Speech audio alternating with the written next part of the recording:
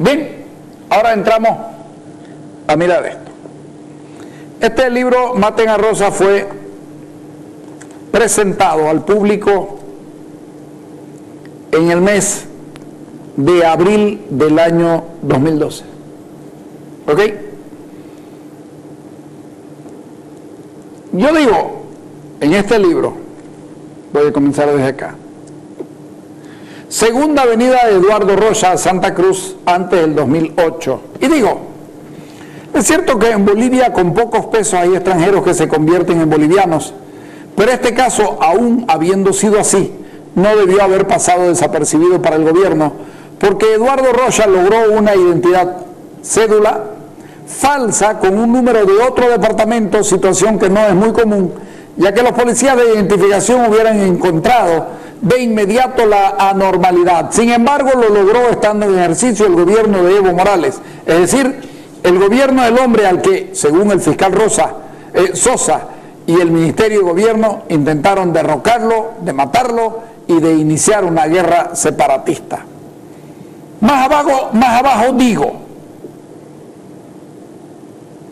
desde que iniciamos la investigación y en la medida que fuimos adentrando y profundizando en ella, encontramos demasiados elementos callados por el fiscal y los diferentes ministros de gobierno que pasaron por esa Secretaría del Estado desde el año 2009, Rada y Sacha Llorenti. En efecto, para entender el caso que nos ocupa y tras indagar en muchos lugares, creemos haber encontrado elementos que nos permiten sostener la hipótesis de trabajo referida a que alguien con influencia en el gobierno tiene que haberse contactado con Rosa para que viniese a Santa Cruz sucesivamente, facilitándole sus movimientos en el país, incluida la posibilidad de fraguar su cédula, su identidad, como lo veremos más adelante, moverse con mucha libertad, no solo en Santa Cruz, sino en gran parte de Bolivia. Ese alguien, reitero, tuvo que haber tenido suficiente influencia en el gobierno, cuando no ser personero o funcionario de gobierno, como para hacer que Eduardo Rocha se convierta en Jorge Hurtado Flores. Ese alguien, entre comillas, que funcionó como enlace con el poder boliviano, lo esperó a su llegada a Bolivia el año 2007 para dar nacimiento a quien sería luego el hombre al que mataron en el Hotel Las Américas. Cuando digo lo esperó, es porque resulta imposible pensar que Rosa hubiera venido a ofrecerse. Objetiva y definitivamente las cosas no funcionan así. Más adelante digo, en mi programa Sin Letra Chica presenté la copia del pasaje que pongo en conocimiento del lector. La respuesta del fiscal Rocha y del Sosa y el gobierno fue de silencio absoluto, y desde el gobierno, desde la misma fiscalía, la decisión fue no buscar a ningún Jorge Hurtado más, pese a que se los había convocado a todos los Jorge Hurtado que figuraban en las listas de Aerosur, que emitió un listado de solicitud o requerimiento de la comisión multipartidaria que investigaba el caso. ¿Por qué se negaron a hacerlo? Porque la embajada venezolana pagó el pasaje de Jorge Hurtado Flores para moverse entre Cochabamba y La Paz.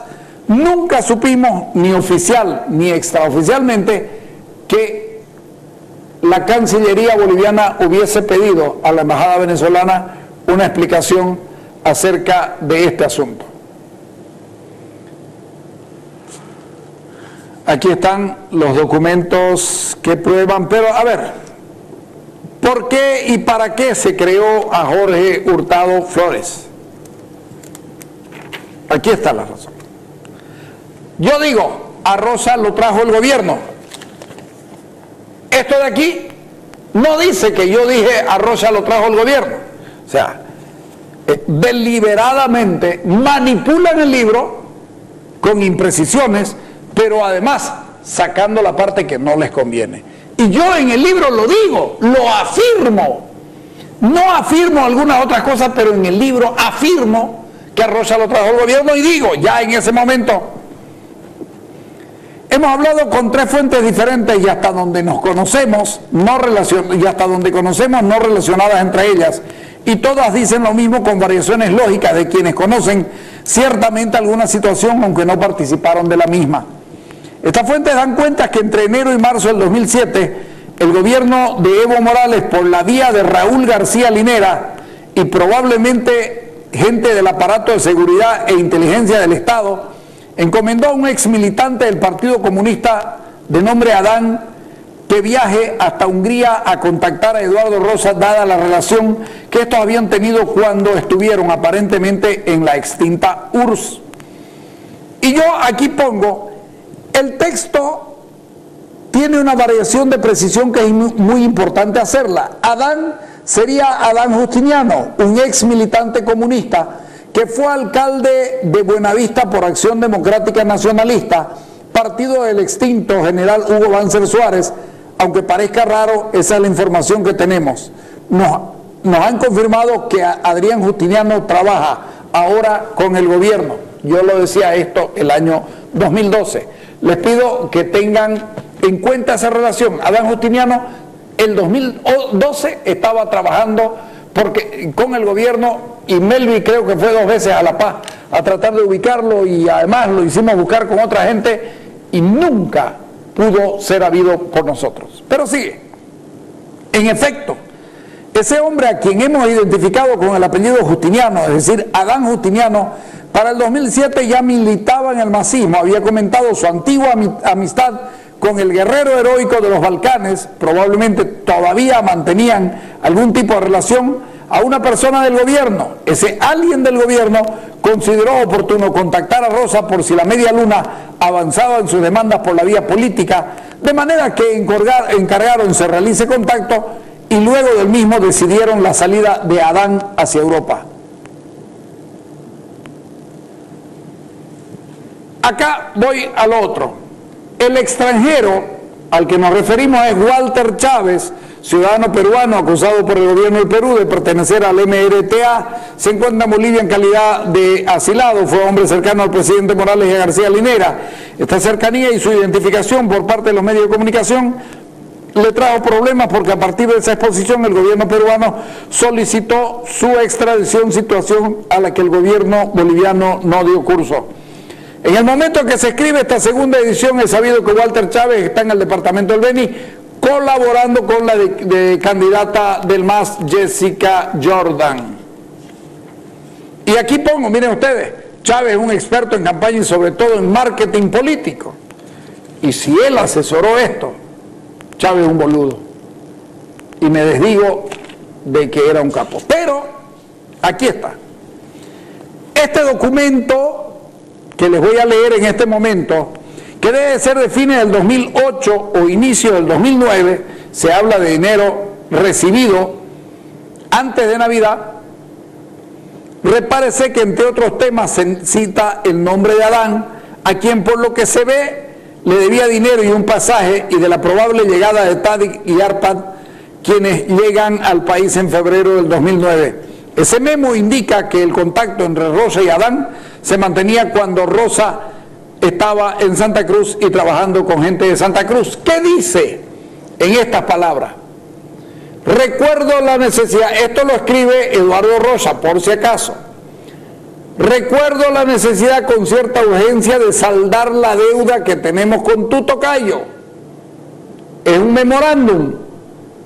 Hotel, propongo traslado del equipo al Hotel Las Asturias. Sugiero comenzar a buscar una quinta o algo parecido fuera de la ciudad, como alojamiento en tiempo de crisis. Pero también dice,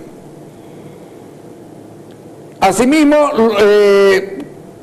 la deuda que tenemos con tu tocayo, asimismo lo del dinero de Adán, el pasaje de Adán. Necesito aclarar si es que necesitamos nuevos integrantes para el equipo. Se trataría de lo siguiente: oficial de coordinación chileno-croata, nacido en Cochabamba, tiene experiencia de combate, y alemán experiencia de combate, especialista antitanques, 2 irlandeses, experiencia en seguridad y cuasi combate misiones en África, buen tirador, conocimiento en explosivos, en total 5 personas. Señores, ¿qué pasó, señora ministra? ¿Qué pasó, don Walter Chávez? ¿Qué pasó el equipo que trabaja con Walter Chávez ¿Qué pasó, Carlos Subirana? Que estas cosas se les pasaron. Estoy afirmando en base a documentación cómo fueron las cosas, pero no tienen, claro, saben que si dicen esto se hunden. Y además digo, de no ser ciertos estos elementos que desarrollaré más adelante, reitero, hubiésemos tenido que mantener silencio sobre la conspiración del gobierno. Sin embargo, estoy en condiciones de plantear esta hipótesis. Plantear hipótesis. A ver si entiende, señora ministra, que hace esta barbaridad, que lo firma usted. Plantear esta hipótesis como una posibilidad seria, porque sobre todo porque lo he denunciado desde el año 2009 en varias ocasiones en mi programa Sin Letra Chica, y jamás Raúl García Linera o alguien del gobierno ha salido a desmentir o aclarar su posición en este asunto, y como decimos en la calle, el que calla otorga. Voy a seguir. Escuchen esto. Junio de 2007 dice: Evo Morales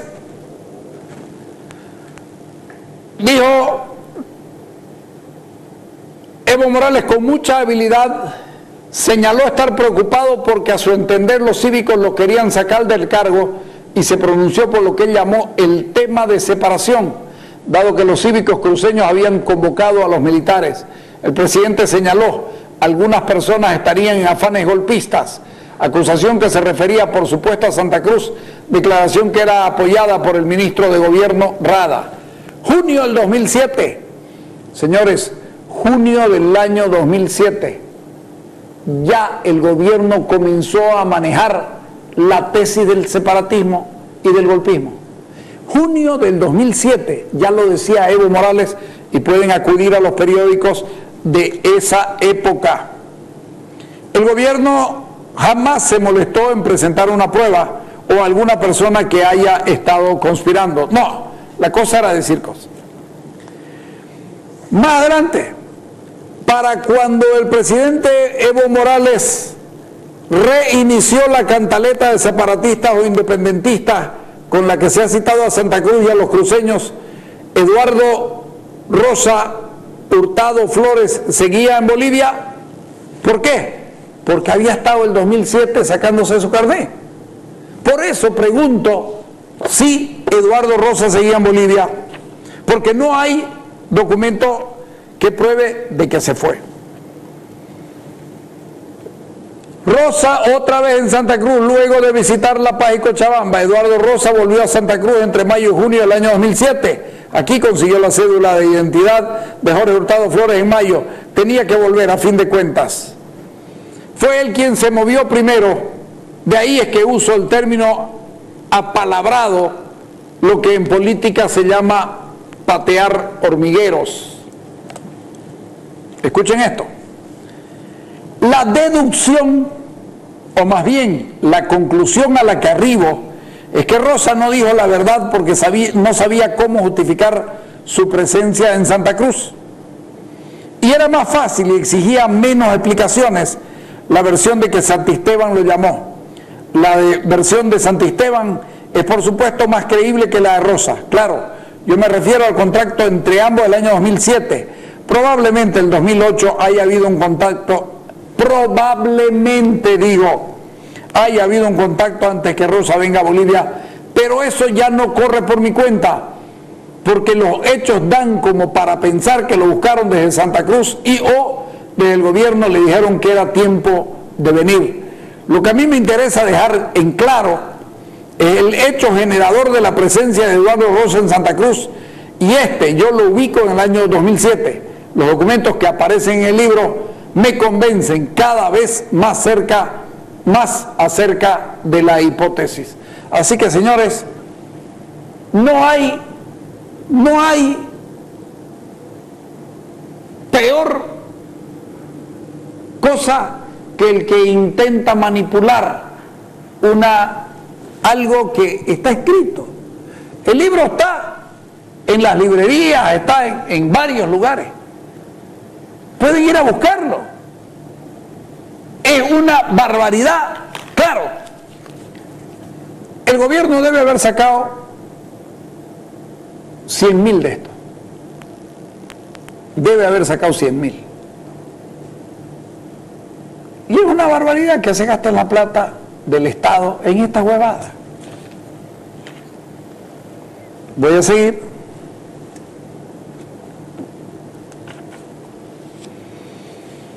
Yo aseguro, más adelante, página 134, yo aseguro que no hay duda que el gobierno necesitaba generar una sensación de que Santa Cruz buscaba una línea separatista. El gobierno necesitaba a alguien, Eduardo Rocha Flores, que genere la necesidad de armar una estrategia de autodefensa para lo que pudiera ocurrir más adelante y que ya daba evidentes señales de preocupación. Surco se paseaba entre el norte de La Paz y el Beni con gente armada, y en Santa Cruz había gente que advertía del peligro de que se generen hechos de violencia en el país. La estrategia gubernamental generaba inquietudes en el lugar en el que se necesitaba. Evo Morales se ha vanagloriado siempre de no ser muy leído y nada estudiado. No tuvo tiempo, fue discriminado, esgrimen sus argumentos lastimeros, a veces soberbios en otras oportunidades. ¿Cómo fue posible entonces de que él saliera la idea tan sutil de emparentar los hechos de Kosovo con los de Santa Cruz o del oriente boliviano, cuando desde acá se generaba una lucha abierta, democrática, y sobre todo cuando en Santa Cruz, como se ha demostrado en algunos capítulos anteriores, se tiene una profunda convicción bolivianista, y cuando la independencia de Kosovo se logró luego de una cruentísima guerra?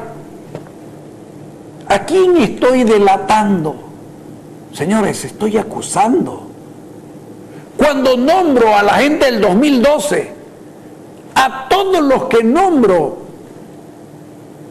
en La Torre, a todos los que nombro en La Torre, ya los había convocado el fiscal Sosa. Ya había hablado con ellos. Pero claro, había manipulado de tal manera el asunto para extorsionarlos, no tengo ninguna duda.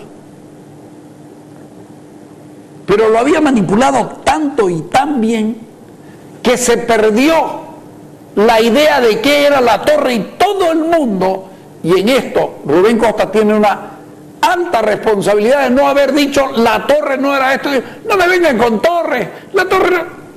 Cuando todos sabían, La Torre era y fue un lugar donde se juntaba la élite cruceña, la élite dirigencial cruceña, para analizar los pasos a seguir en la lucha autonómica absolutamente legal, completamente legal, pero además para ver cómo se armaban los cabildos y de dónde se sacaba la plata.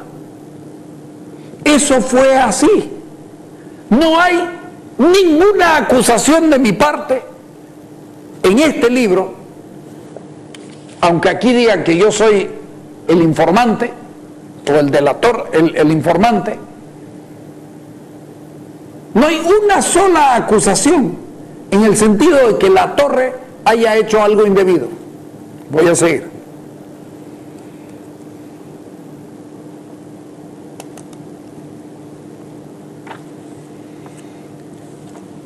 El CONALDE, en la página 186, dominaba casi 2/3 partes del territorio nacional. Agosto y septiembre del 2008 son meses muy duros para el país, y es extraño que Rocha no se haya referido a nada de aquello en la entrevista con Kepes, cuando ya estaba prácticamente con un pie en el avión. Repare el lector que en septiembre se suceden una serie de hechos como las tomas de instituciones del Estado Nacional, los sucesos de Pando y otros hechos a los que Rocha no se refiere para nada en la entrevista de referencia, que es en el espacio en el que Chico registró su adiós a Europa y su aventura por Bolivia. No lo hizo, seguramente antes del 9 de septiembre ya estaba de viaje hacia Sudamérica. Eduardo Rocha fue entrevistado por su amigo András Kepes y le dijo, mira, me estoy yendo por esto y esto y esto, y es ahí donde dice, de acuerdo a András Kepes, si no hay autonomía y no podemos vivir juntos, vamos a gritar que somos independientes y haremos un nuevo país. Eso fue lo que dijo en la entrevista que le concedió, una entrevista que yo digo una entrevista post-mortem, porque esa entrevista salió publicada cuando muere Eduardo Rocha.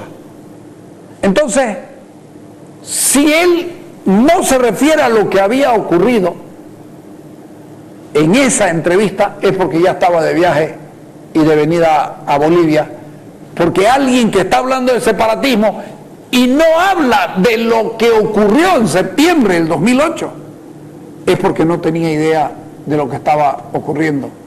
Simple y llanamente por eso. Nos vamos a ir al corte, ahorita volvemos.